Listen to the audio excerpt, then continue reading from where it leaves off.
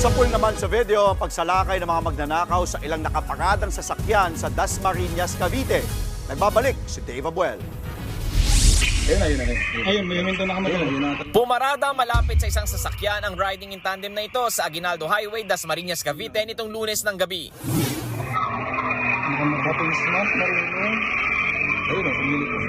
Bumaba ang backride at makilang ulit na sinilip ang loob ng sasakyan.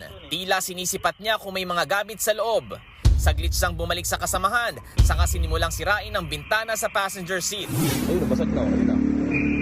Gamit ang isang bagay, tuluyang nabasag ng lalaki ang bintana. Hindi gaanong kita sa kuha ng CCTV, pero tinangay na ng lalaki ang ilang gamit mula sa kotse. Ayun siya, yun. Sa isa pang kuha ng CCTV, kita ang pagtakas ng mga salarin. Ayon sa pulis, nagpamasahe raw ang biktima kaya ipinarada sa highway ang sasakyan.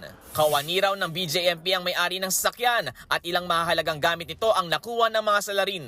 Iniwan niya rin po yung mga gamit niya sa loob habang nagpapamasahe. Kabilang na po yung isang Glock 17 na pistol at 4 na magasin at saka 60 rounds of ammunition po. Ilang minuto bago ang insidenteng yan, isang sasakyan din pala ang binasagan ng bintana sa kaparehong lugar.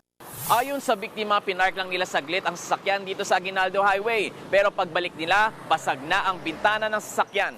Akala ko nga na hindi ko naisara yung bintana. Yun pala is basag siya. That time nabigla ako kasi syempre first time. Bigla ko na kinuha yung sasakyan. Hinabol ko na nagbaka sakali ako na mahabol ko pa yung possible na kumuha ng bag ko.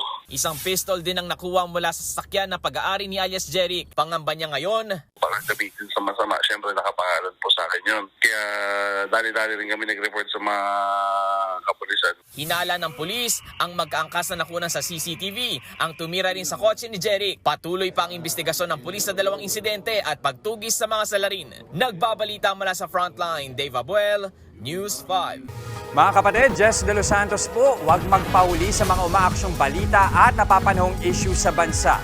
Para sa mas malawak na balitaan, mag-subscribe at mag-follow sa social media pages ng News 5.